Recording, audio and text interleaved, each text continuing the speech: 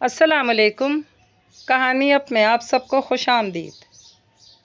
چار عورتیں چار کہانیاں آپ سب کے لیے۔ پہلی کہانی کا نام ہے کاکی، رائٹر ملیہ سامیون۔ اگر آپ نے ابھی تک میرے چینل کو سبسکرائب نہیں کیا تو کر لیجئے، کمنٹ، لائک اور شیئر بھی ضرور کیجئے گا۔ تو چلیے پھر کہانی سن لیجئے۔ خالہ ساجدہ کے شوہر نے دوسری شادی کر لی، جس نے بھی سنا انگلیاں دانتوں تلے داب لیں۔ خالہ ساجدہ جیسی خوبصورت وفاشار بیوی کے ہوتے ہوئے دوسری عورت کی ضرورت کیوں محسوس ہوئی بھلا؟ خالہ ساجدہ خوب گوری چٹی تھی، ان کی تینوں بیٹیوں نے ان کا ہی رنگ روپ چرایا تھا۔ خالہ ساجدہ بے حد نفیس، دھیمے مزاج کی خاتون تھی، صفائی پسند اتنی کہ سارا گھر شیشے کی طرح چمکا رکھا تھا۔ ان کے ہاتھ میں ہنر تھا، سارے محلے کی عورتیں ان سے ہی کپڑے سلائی کرواتی۔ انہوں نے منظور صاحب کو ہر سکھ دیا تھا، نہ دے سکیں تو اولاد نرینہ۔ بس اسی کمی کو جواز بنا کر وہ رانی کو بیاہ لائے۔ رانی پکے رنگ کی بھاری بھرکم عورت، آچھی گلابی موتیوں ستاروں والے سوٹ میں عجیب مزاح کا خیز لگ رہی تھی۔ شریکوں کے دلوں میں ٹھنڈ پڑ گئی، سارا محلہ پرسہ دینے آیا، ہمدردی کی آڑ میں خوب نمک پاشی کی گئی۔ ساجدہ خالہ کا دل خوب برا ہوا، وہ اپنا سامان لے کر اوپر والے پورشن میں منتقل ہو گئی۔ منظور صاحب نے معافی تلافی کی کوشش کی، مگر ساجدہ خالہ کا قلق ختم ہونے کا نام نہیں لے رہا تھا۔ منظور صاحب ماہانہ راشن دروازے پر رکھ کر لوٹ آتے، وقت کا پہیہ چلتا رہا۔ ان کو اپنے اکلوتے بھانجے ہاشم سے قلبی لگاؤ تھا۔ بڑی بیٹی نازش کے لیے انہوں نے ہاشم کو سوچ رکھا تھا، پھر ہاشم ان کی عزت بھی بہت کرتا تھا۔ ان کی زندگی میں بیٹے کی کمی پوری ہو جاتی، مگر نازش نے اپنی پسند بتا کر انہیں صدمے سے دو چار کر دیا۔ بہرکیف انہوں نے عزت سے نازش کو اس کی پسند کے لڑکے سے بیاہ دیا۔ انہی دنوں میں رانی نے ایک بچی کو جنم دیا اور خود زچگی میں کسی پیچیدگی کے باعث خال کے حقیقی سے جا ملی۔ ساجدہ نے دنیا دکھاوے کے لیے چند آنسو بہا کر رسم نبھائی اور اپنی راہ لی۔ اس روتی بلکتی ننھی جان سے ان کو خواہ کی بیزاری، نفرت محسوس ہوئی۔ منظور صاحب نے کاکی کو سنبھالنے کے لیے جز وقتی آیا رکھ لی۔ ان کی زندگیوں میں اصل بھونچال تب آیا جب منظور صاحب روڈ کراس کرتے ہوئے ایک ٹرک سے ٹکرا کر موقع پر ہی دم توڑ گئے، دل میں بھاری بوجھ لیے اس دنیا سے چلے گئے۔ ساجدہ کو پچھتاووں کے ناگ اندر ہی اندر ڈسنے لگے۔ گزشتہ چند برسوں میں کئی بار منظور صاحب ان کے دروازے سے نا امید لوٹے تھے۔ انہوں نے اپنی خطا سے بڑھ کر سزا پائی تھی۔ کاکی کا واحد رشتہ ساجدہ ہی تھی۔ ساجدہ کو طوعاً کرہن کاکی کو اپنے ساتھ رکھنا پڑا۔ کاکی ہو بہو اپنے ماں کی کاپی تھی، اسی کی طرح سیاہ رنگت، بھدے نکوش، اس کا دل اتنا ہی اجلا اور شفاف تھا۔ اس کے والد نے اسے یہی بتایا تھا کہ اس کی ماں اور بڑی بہنیں کسی وجہ سے ناراض ہو کر اوپر شفٹ ہو گئی ہیں، اور اس نے یقین کر لیا تھا۔ بعد میں وقت گزرنے کے ساتھ بہت سی باتیں خود سمجھ گئی تھی۔ اب اس کا مقصد اپنی خدمت سے ان کے دل جیتنا تھا، مگر ساجدہ نے سالوں پہلے اپنی نرم دلی کو سنگ دلی میں بدل لیا تھا۔ کاکی اگر پانی پینے کے لیے گلاس کو بھی ہاتھ لگاتی تو ساجدہ اس گلاس کو 10 بار دھوتی۔ کاکی بیچاری اپنے گھر میں ڈری سہمی رہتی۔ اس کا بہت دل چاہتا کہ ساجدہ اسے بھی ہادیہ اور فاریہ کی طرح غلطی کرنے پر ڈانٹے، کھانا بنانا سکھائیں اور دوسری نصیحتیں جو وہ وقتاً فوقتاً ہادیہ اور فاریہ کو کرتی رہتی۔ وہ اگر ان دونوں کے کمرے میں جا کر ان سے گھلنے ملنے کی کوشش کرتی، دونوں اسے بری طرح جھڑک دیتی۔ اٹھو ادھر سے، بیڈ شیٹ خراب ہو جائے گی۔ سفید بیڈ شیٹ پر بیٹھتے بیٹھتے اٹھ کھڑی ہوئی، چہرہ مزید تاریک پڑ گیا۔ کیا دنیا کے سارے خوبصورت لوگ اتنے ہی مغرور ہوتے ہیں؟ کیا دنیا کے سارے بدصورت انسانوں کے ساتھ اسی طرح امتیازی سلوک روا رکھا جاتا ہے؟ بیٹھ کر سوچتی رہتی۔ ہادیہ اور فاریہ دونوں جاب کرتی تھی، کچن کے کام ساجدہ خود ہی کرتی تھی۔ اس دن ساجدہ کے سر میں شدید درد شروع ہو گیا، وہ ٹیبلٹ کھا کر سو گئی۔ سپہر اٹھ کر کچن میں آئی تو کاکی کھانا بنا رہی تھی۔ اشتعال کی شدید لہر نے ساجدہ کو اپنی لپیٹ میں لے لیا، فشار خون بلند ہوتا گیا، وہ بولتی رہی اور کاکی آنسو بہاتی رہی۔ یہ کس کتاب میں درج ہے کہ مجرموں کی اولاد سے نفرت کرو؟ اس کے والدین نے تو کوئی جرم بھی نہ کیا تھا، مگر نفرت ہو یا محبت، ان کے پیچھے کوئی وجہ یا لاجک نہیں ہوتی۔ ہادیہ اور فاریہ کے بالوں میں چاندی اتر رہی تھی، مگر وہ شادی کے معاملے کو بلا وجہ طول دے رہی تھی۔ ادھر نازش کے بچے جوان ہو رہے تھے، مگر ہاشم نے ابھی تک شادی نہ کی تھی۔ ہاشم کی آمد ایک خوشگوار جھونکے کی طرح تھی، ساجدہ اسے دیکھ کر بہت خوش ہوئی۔ نازش کی شادی کے بعد وہ بیرون ملک ایسا گیا کہ پلٹ کر خبر ہی نہ لی۔ اب 15 برس بعد لوٹا تو بہت کچھ بدل چکا تھا۔ ساجدہ کو ہاشم سے بہت محبت تھی، وہ اس کو ہادیہ کے متعلق سوچے بیٹھی تھی۔ مگر ہادیہ جلد ہی ان کے ارادے بھاپ گئی۔ ان کے کچھ کہنے سے پہلے ہی اس نے اپنے کولیگ سے کورٹ میرج کر لی۔ تو مجھے بتاتی سو صحیح، نازش نے بھی اپنی پسند سے کی تھی، تمہاری بھی کر دیتی۔ وہ رو پڑی۔ گستاخی معاف امی جان، مگر آپ کو اپنے بھانجے سے اس قدر محبت ہے کہ اس کا عیب نظر ہی نہیں آتا، جبکہ میں اپنی طرح خوبصورت ہم سفر چاہتی تھی۔ میں نے جس آئیڈیل کے چکر میں اتنے سال ضائع کیے، وہ آئیڈیل ہاشم بھائی تو ہرگز نہیں ہو سکتے۔ ان کی بیٹی کتنی خود غرض اور شفاف تھی، انہیں آج اندازہ ہوا۔ ان کی دلی تمنا تھی کہ وہ اپنا ہنر اپنی بیٹیوں میں منتقل کریں، مگر ان کی تینوں بیٹیوں کو سلائی کڑھائی سے کوئی دلچسپی نہ تھی۔ اس دن وہ کوئی پرانے ڈیزائن نکال کر دیکھ رہی تھی جب کاکی ان کے پاس آ بیٹھی۔ آپ مجھے بھی یہ سب سکھا دیں پلیز۔ ساجدہ نے ناگواری سے اسے دیکھا۔ جب بھی ان سے مخاطب ہوتی اسے ہر بار منہ کی کھانی پڑتی تھی، پھر بھی وہ باز نہیں آتی تھی۔ ساجدہ اپنی چیزیں سمیٹ کر اٹھی اور تیزی سے سیڑھیاں اترنے لگی۔ اسی سمے ان کا پیر ایسا پھسلا کہ وہ خود بھی پھسلتی چلی گئی۔ دایاں پیر فریکچر ہوا تھا۔ ڈاکٹرز نے مکمل بیڈ ریسٹ کا کہہ دیا۔ نازش اور ہادیہ مہمانوں کی طرح آتی اور تھوڑی دیر میں چلی جاتی۔ فاریہ نے آفس سے چند دن کی چھٹیاں لی، مگر چھٹیاں ختم ہوتے ہی اس نے ساجدہ کی طرف سے ہاتھ کھینچ لیا۔ اب ساجدہ کو نہ چاہتے ہوئے بھی کاکی کو برداشت کرنا پڑتا تھا۔ وہ سارا دن ان کی خدمت میں جٹی رہتی، نت نئے سوپ بنا کر پلاتی، روز ایکسرسائز کرواتی۔ ہاشم بھی روز چکر لگاتا۔ خالہ جان، آج میں آپ سے کچھ مانگنے آیا ہوں۔ ہاشم کا سنجیدہ انداز دیکھ کر ساجدہ پریشان ہو گئی۔ میں آپ سے آپ کی سب سے پیاری بیٹی کا ہاتھ مانگنے آیا، پلیز مجھے مایوس مت لوٹائیے گا۔ ہاشم، تم مجھے بہت عزیز ہو، مگر فاریہ سے پوچھے بغیر میں کوئی حتمی جواب دینے سے قاصر ہوں۔ وہ سنبھل کر گویا ہوئی۔ جی آپ فاریہ سے بھی پوچھ لیں، بہن ہونے کے ناطے اس کا بھی حق بنتا ہے، مگر جس کی زندگی کا فیصلہ ہونے جا رہا ہے اس کی مرضی بھی ضروری جان لیجیے گا۔ ساجدہ نے ناسمجھی سے دیکھا۔ کاکی، آپ کے سب سے چھوٹی بیٹی۔ ہاشم نے ان کی غلط فہمی دور کی۔ ساجدہ کی آنکھیں پھٹی کی پھٹی رہ گئیں۔ نگاہیں بے اختیار کچن کی کھڑکی کی سمت اٹھی، جہاں کاکی ساری بات سے بے خبر کھانا بنا رہی تھی۔ جتنا میں نے دنیا کو دیکھا پرکھا، میرا نظریہ ہے کہ حسن پرستی گناہ ہے۔ حسن کے خطرات سے آگہی عقل کا پہلا زینہ ہے۔ میں ہر انسان کا ظاہر نہیں باطن دیکھتا ہوں۔ میں نے کاکی جیسی پیاری اور نیک لڑکی کہیں نہیں دیکھی، وہ مجھے میرا عیب نہیں جتلائے گی۔ گستاخی معاف، مگر فاریہ سے شادی کے بعد میرا حال بھی منظور خالو جیسا ہوگا، اس لیے میں نے فیصلہ کیا۔ اس نے انگشت شہادت اپنی دائیں آنکھ پر پھیری جو ایک حادثے میں چلی گئی تھی۔ اس حادثے نے اس کی زندگی بدل کر رکھ دی تھی۔ وہ سبھی لڑکیوں کا ہاٹ ٹاپک ہوا کرتا تھا، مگر اب منظور صاحب کے نام پر ساجدہ کو بہت کچھ یاد آ گیا۔ وہ اپنی خوبصورتی کے زام میں مبتلا، بات بات پہ منظور صاحب کو ان کی کم صورتی کا تانا دیتی تھی۔ ان کے رویے سے دل برداشتہ ہو کر وہ دوسری بیوی لے آئے تھے۔ ٹپ ٹپ گرتے آنسو ان کے گال بھگونے لگے۔ اسی لمحے ایک سیاہ ہاتھ آگے بڑھا اور ساجدہ کے آنسو پوچھ ڈالے۔ مت روئیں پلیز، وہ مضطرب تھی۔ ساجدہ کو زندگی میں پہلی بار کاکی سے نفرت اور اپنی حسن پرستی گناہ لگی۔ انہوں نے آگے بڑھ کر کاکی کو گلے لگا لیا۔ اب دونوں رو رہی تھیں۔ کہانی نمبر 2، جس کا نام ہے سوال، بائی نذیر فاطمہ۔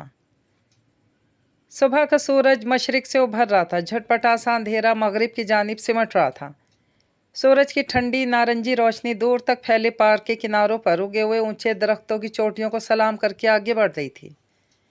نوخیز صبح کی روشنی کے ٹھنڈے میٹھے ہلکے سے لشکاروں میں پارک کی گھاس زیادہ نئی اور تر و تازہ سی محسوس ہو رہی تھی۔ نعمان پارک کا چکر لگا کر گھر واپس آ رہا تھا جب اس کے فون کی گھنٹی بجی۔ اوئے کدھر ہے تو یار؟ میں پاکستان آیا ہوا ہوں اور تیرا کچھ اتا پتہ ہی نہیں۔ نعمان کے کال ریسیو کرتے ہی ماجد بے تکلفی سے شروع ہو گیا۔ آ رہا ہوں میں کل تیری طرف۔ تھوڑی دیر ادھر ادھر کی بات چیت کے بعد ماجد نے سلسلہ منقطع کر دیا۔ نعمان فون کو دیکھ کر رہ گیا۔ وقت گزرنے کے ساتھ بہت کچھ بدل گیا تھا، مگر ماجد نہیں بدلا تھا۔ وہ ویسا ہی تھا، پرخلوص، دوستی نبھانے والا۔ صبح کی ٹھنڈی میٹھی روشنی نعمان پر ایک نظر ڈال کر آگے بڑھ گئی اور نعمان بھی اپنے گھر کی طرف چل دیا۔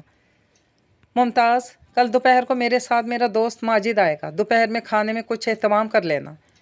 نعمان نے صبح آفس جاتے بیوی کو مخاطب کیا۔ جی، بس زیادہ خرچ کرنے کی ضرورت نہیں ہے، بریانی، سلاد، رائتہ کر لینا اور میٹھے میں آئس کریم۔ نعمان کی ہدایات جاری تھی۔ ساتھ ساتھ وہ رات کے بچے سالن کے ساتھ پراٹھا کھا رہا تھا۔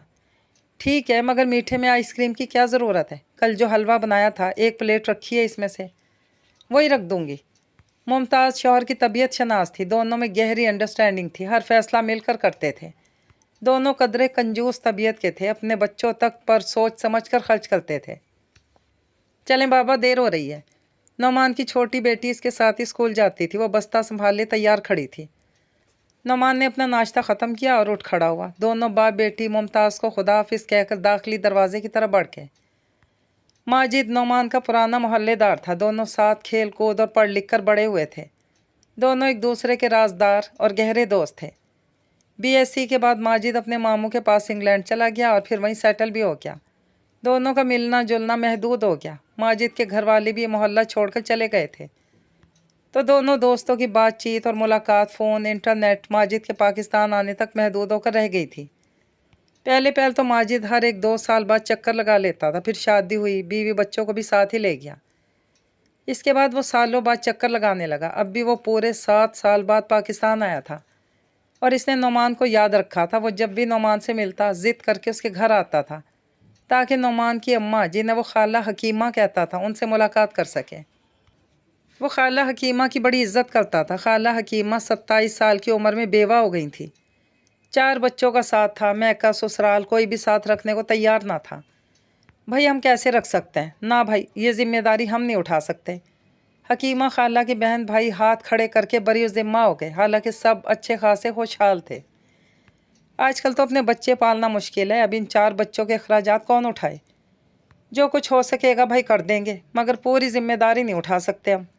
चचा ताया भी एक तरफ हो गए। हकीमा खाला की नंद कोई नहीं थी। शुक्र था कि घर इनका अपना था, वरना तो सर छुपाने का ठिकाना भी ना होता। इद्दत के बाद लोग दूसरी शादी के मशवरे देने लगे। अकेली होती तो दोबारा घर बसा लेती। 4 बच्चों के साथ कौन कबूल करता है औरत को भला? बहन भाइयों और देवर जेठों के मशवरों पर हकीमा धीरज से कहती, मगर वो सब मिलकर उनकी दूसरी शादी पर जोर देते रहे। 4 बच्चे भी कबूल हैं, मैं इनके सर पर हाथ रखूँगा, मगर मेरी एक शर्त है। हकीमा के जेठ का लाया हुआ रिश्ता था, आदमी की दूसरी शादी थी। पहली बीवी फौत हो चुकी थी, हकीमा से काफ़ी बड़ा था। क्या शर्त? हकीमा के जेठ ने पूछा। आपको ये मकान मेरे नाम करना होगा। हकीमा ये सुन ही रह गई और रिश्ते से साफ इनकार कर दिया। कल को वो शख्स बच्चों समेत इन्हें घर से निकाल देता तो वो कहाँ जाती? भाइयों के लाए हुए रिश्तों में से 1-2 ने सिर्फ माँ को कबूल करने की हामी भरी, बच्चे इन्हें नहीं चाहिए थे। इसके बाद खाला हकीमा ने हर रिश्ते से साफ इनकार कर दिया और अपनी तवज्जो अपने बच्चों पर मरकूज़ कर ली। अपनी खुशियों का सोचती तो इनके बच्चे रुल जाते और अपने बच्चे को रुलते देखने का हौसला इनमें नहीं था। सो सबको अपने फ़ैसले से आगाह करके बहादुरी से इस पर जम गई।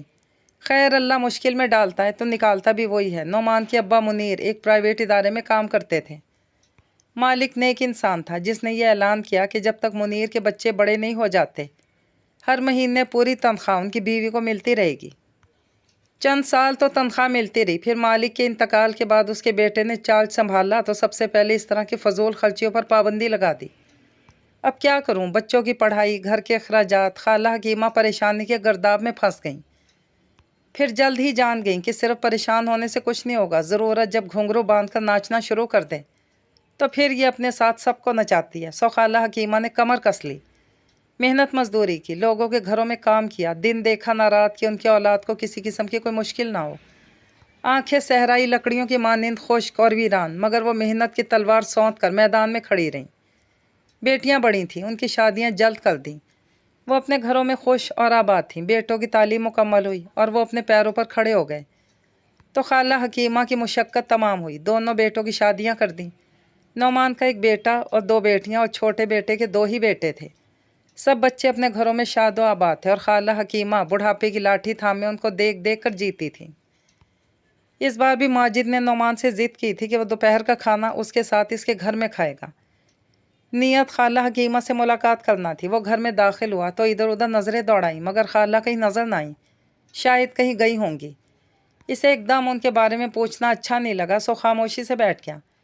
शुक्रिया भाभी, बिरयानी बहुत मज़े की थी। खाना खाने के बाद मुमताज़ बर्तन समेट रही थी जब माजिद ने मुस्कुरा कर कहा। जवाबन वो भी मुस्कुरा दी। खाने के बाद तकरीबन घंटा भर पुराने किस्से छेड़ कर बैठा रहा। शायद खाला आ जाए, मगर वो ना आई तो माजिद दिल महसूस करके रह गया। यार चलता हूँ अब, खाला नज़र नहीं आ रही, कहीं गई हैं वो? उठते हुए पूछा। इस वक्त वो छोटे भाई के घर होती है। माजिद को नौमान के लहजे में बदतमीज़ी, बेजारी बड़ी शिद्दत से महसूस हुई। अच्छा, पहले तो तुम्हारे साथ रहती थी, अब ताहिर के पास चली गई?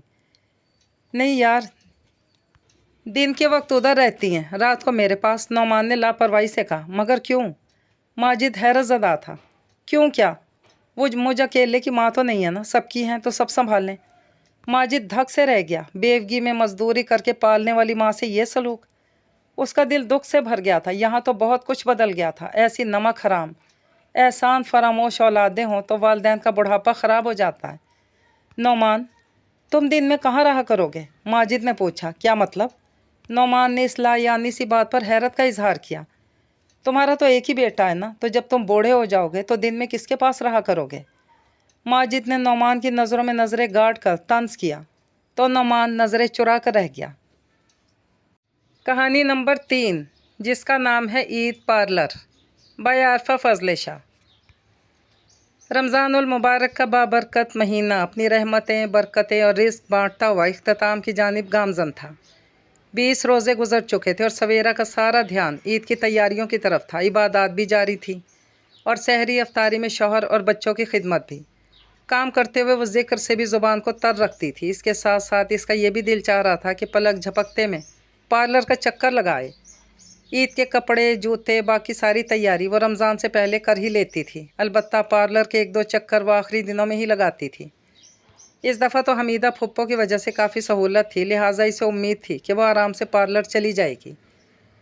सवेरा के लिए रावी चैन ही चैन लिखता था। शौहर की मुलाजमत की वजह से वो दूसरे शहर मुकीम थी। ईद, बकर ईद या ख़ास मौक़े पर ससुराल का चक्कर लगता तो इसकी सज धज देखने के काबिल होती।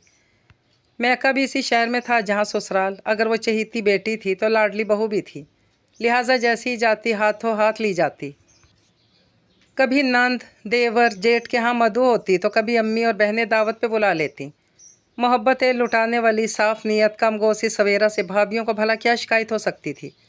वो भी इसकी आमद पर खुशी का ही इजहार करती थी। घरेलू जिम्मेदारियां और ससुराली रिश्ते मोहब्बत से निभाने वाली सवेरा अपने आप से गाफिल कभी नहीं होती थी। अपना ख्याल रखती, सादा मगर साफ़ सुथरा लिबास पहनती। महीने 1.5 महीने में एक दफ़ा पार्लर का चक्कर लगाना तो फ़र्ज समझती थी। ज़िंदगी रवां दवां थी और सवेरा अल्लाह करीम की शुक्रगुजार। रमज़ानुल मुबारक का महीना शुरू हुआ तो सवेरा की फुप्पो सास उसके पुरज़ोर इसरार पर उसके घर आ गईं।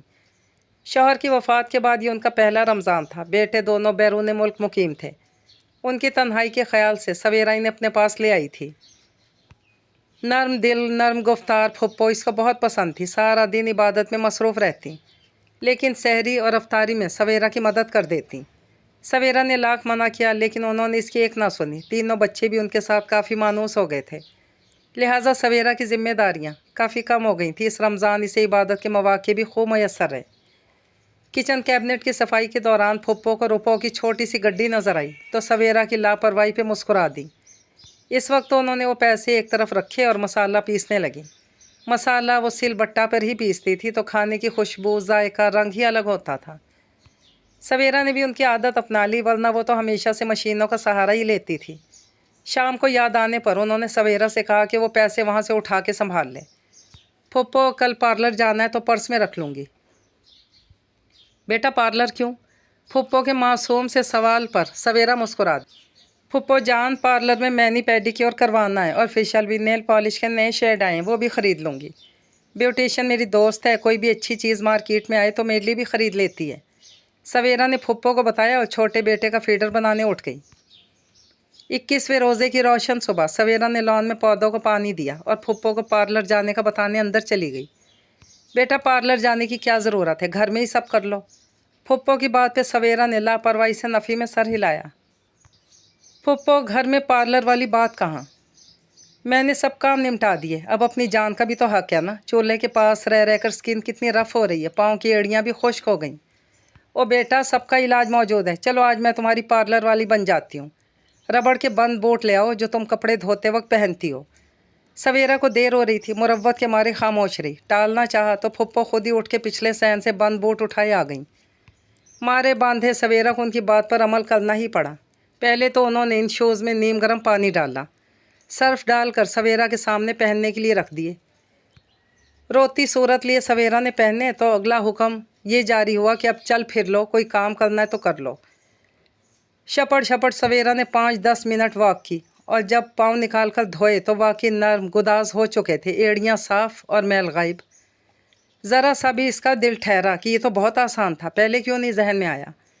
अगला मरहला उसकी स्किन का था। फुप्पो ने हल्दी धीमी आंच पर खूब गर्म की और जब उसका रंग गहरा कत्थई हो गया तो उतार के ठंडी करके डब्बी में भर ली। एक चुटकी शहद में डालकर सवेरा को मुंह पे लगाने का कहा और तिलावत में मसरूफ़ हो गई। 10 मिनट बाद सवेरा ने मुंह धो लिया। कुछ दिन मुसलसल लगाना बेटा, देखना कैसे दाग धब्बे गायब होते हैं।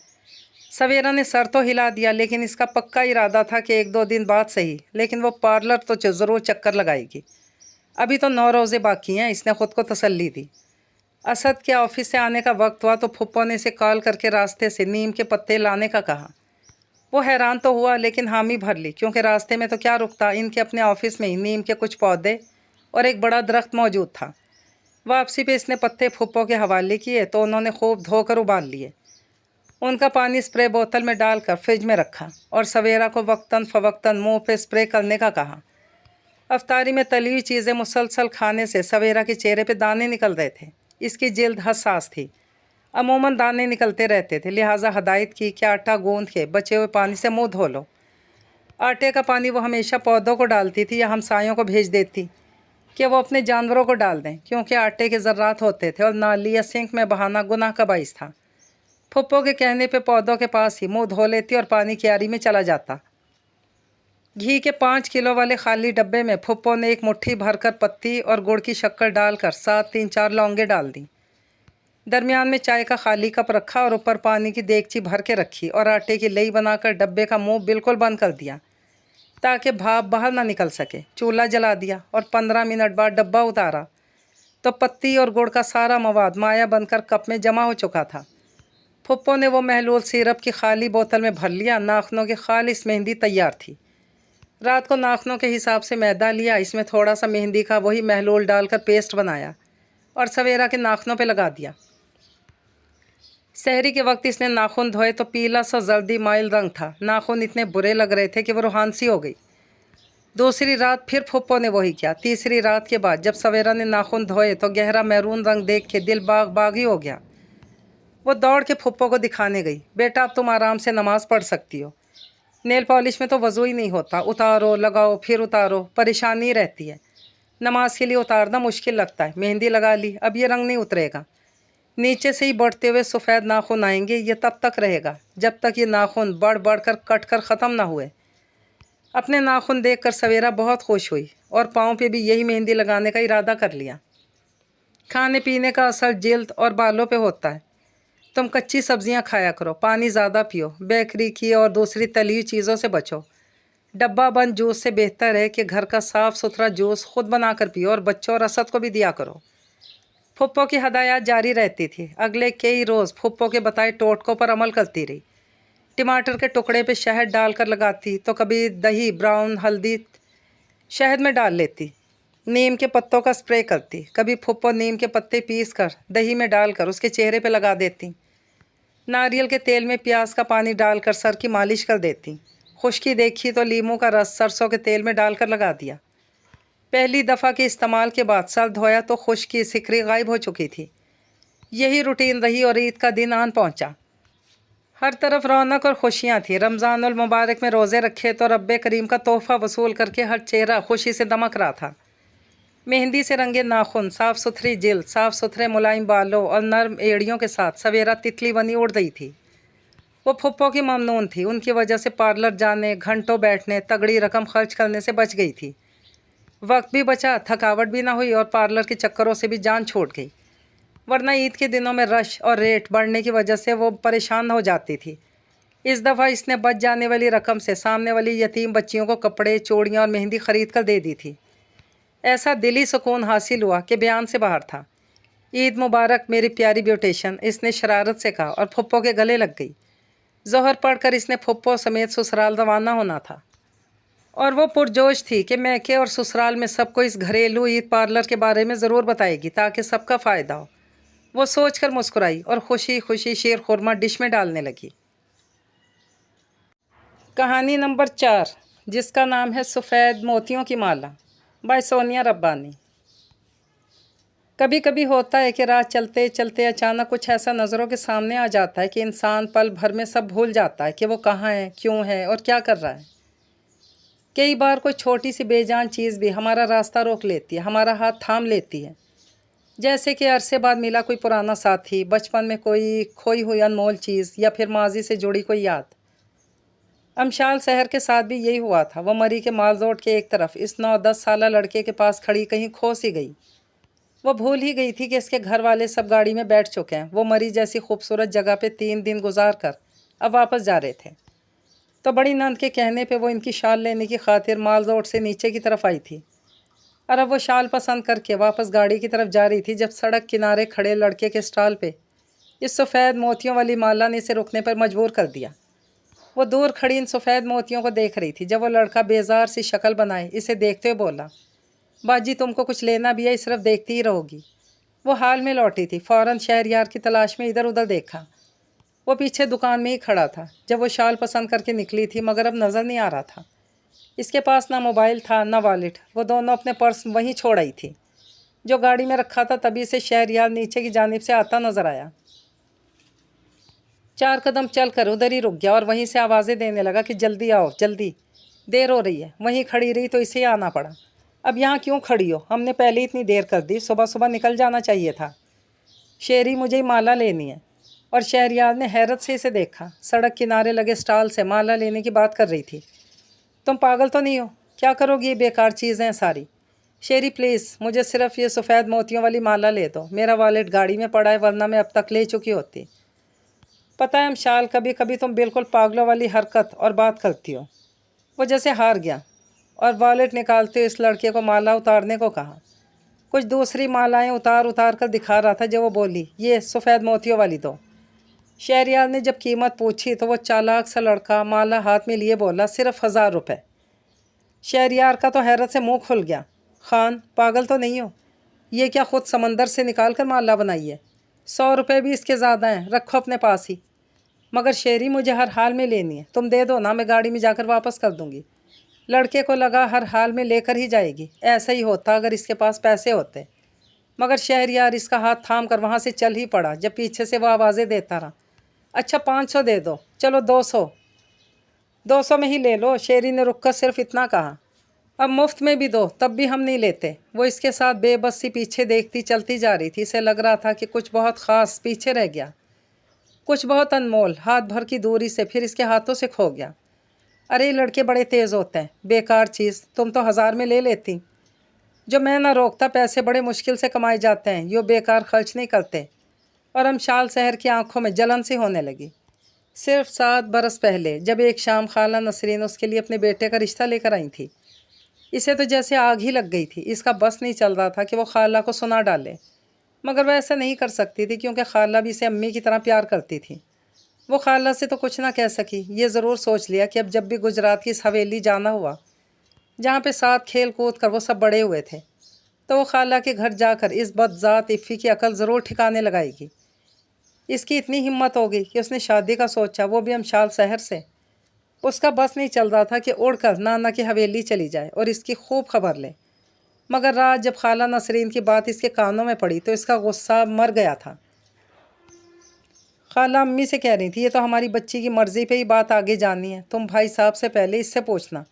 ये तो मेरी आरज़ू थी। मैंने सोचा कि घर की बात है, मेरी इफ़ी को तो ख़बर भी नहीं कि मैं इसलिए आई हूँ। अगर अमशाल की मर्ज़ी ना हुई तो हम ये बात दोनों इधर ही दफन कर देंगे।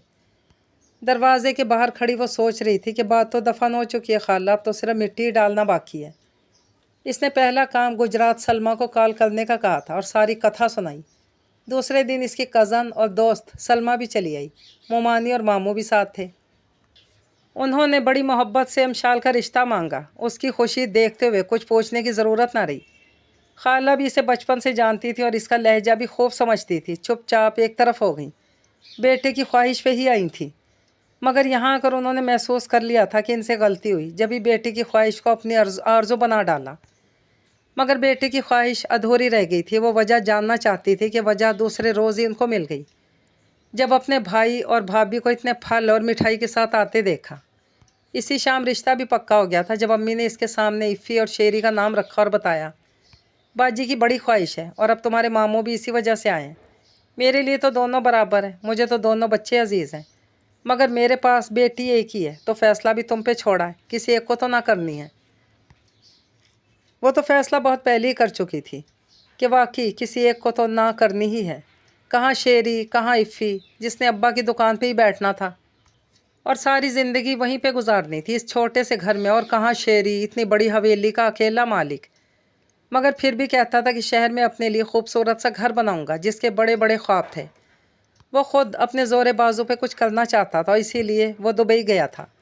इन दोनों में फ़ैसला करना कुछ मुश्किल थोड़ी था। फिर इसने कई बार शेरी की आंखों में अपनी तस्वीर देखी थी। फिर क्या मुकाबला था शेरी और इफ़ी का, जो अगर वो सामने भी जाती तो फ़ौरन नज़रें क्या सर भी झुका लेता था। अजीब बात थी, इसके पास सब कुछ था, बहुत अच्छा, बहुत बड़ा खूबसूरत घर, गाड़ी, पैसा, वो सब कुछ जो इसकी आरज़ू थी। मगर अब इसकी ख्वाहिशें बड़ी अजीब और अनोखी हो चुकी थी, जो पैसे से पूरी नहीं हो पा रही थी। और शेरी इसकी ऐसी बातों को हंसी में उड़ा देता, तुम पागल हो। इसके जाने में सिर्फ 11 रोज़ बाकी थे जब एक दिन अमशाल ने कहा, मेरा जी चाहता है कि हम गुजरात वाली हवेली जाएं, बाहर बड़े सहन में बैठे और हमारे सामने अपने बाग के माल्टे परात में काट कर रखे हों, हम सब काला नमक डालकर खा रहे हों। तब भी वो मुस्कुराया और इसे पागल कहता हुआ बाहर निकल गया। मगर इस बार वो सोच चुकी थी कि इसने हवेली में बाहर सहन में बैठकर माँ के बाग के माल्टे ज़रूर खाने, इसलिए इसने महारोश को आगे किया, पापा मुझे दादों के बड़े घर जाना है। वो फ़ौरन मान गया। यूँ आज वो गुजरात के सफ़र पे थे। मुमानी भी साथ आई थी, उनको भी हवेली अजीज़ थी, मगर शहरयार की ज़िद की वजह से हवेली को छोड़ना पड़ा, क्योंकि मामू के बाद वो सब अपनी मर्ज़ी से करता था। हवेली आए तो हैरत हुई, इसे पता ना था कि कुछ अरसे से खाला इधर ही रह रही हैं, क्योंकि वो अपने घर की नए सिरे से तज़ीन और आराइश करवा रहे थे। इसे दुख हुआ कि इतना अरसा बीत गया, इसने इस हवेली का रुख ही ना किया, जबकि नाना नानी के बाद वहाँ इसकी खाला का घर भी था। मगर न जाने क्यों शहरयार से शादी के बाद इसे कुछ अरसे के लिए सब कुछ ही भूल गया था। मगर आज जैसे हवेली में कदम रखा तो बचपन की एक एक बात, एक एक याद हाथ थामने को बेचैन खड़ी थी। खाला इतने प्यार से मिली, खाना भी सब उसकी पसंद का बनाया। इसे हैरत हुई कि खाला को इसकी पसंद अभी तक याद थी। रात के लिए भी खाला इसकी और शेरी की पसंद से बनाना चाहती थी। माँ रोश क्या शौक़ से खाती है। खाला अम्मी इसको तो रहने ही दें, वो बाहर के खाने शौक़ से खाती है, या फिर पिज़्ज़ा बर्गर खा लेती है। चलो कल बाहर से ले आएगा इफ़ी, आज फिर घर का खाना ही खाना पड़ेगा इसे। और इफ़ी के नाम पर इसे याद आया कि वो अभी तक नज़र नहीं आया। खाला अम्मी इफ़ी कहाँ है, अभी तक मुलाकात नहीं हुई इससे। वो बेचारा भी क्या करे, इसे टाइम ही नहीं मिलता। कभी कभी तो आधी रात हो जाती है इसे घर आते आते। सुबह पहले टाइम अपने अब्बा के साथ दुकान को देखता है, फिर अपनी बेकरी को, और घर भी चक्कर लगाना पड़ता है। मज़दूर का काम ठीक से कर भी रहे हैं या फिर नहीं। खैर मैंने फ़ोन कर दिया था, कह रहा था कि जल्दी आ जाऊंगा। खाला अम्मी उठकर मुमानी की तरफ चल दी और वो उठकर बाहर निकल आई, जहाँ पे मारूख खेल रही थी। साथ ही पीपल के बड़े से दरख्त पे वो झूला भी मौजूद था, जो हर वक्त आबाद रहा करता था, बच्चों का रश लगा रहता था।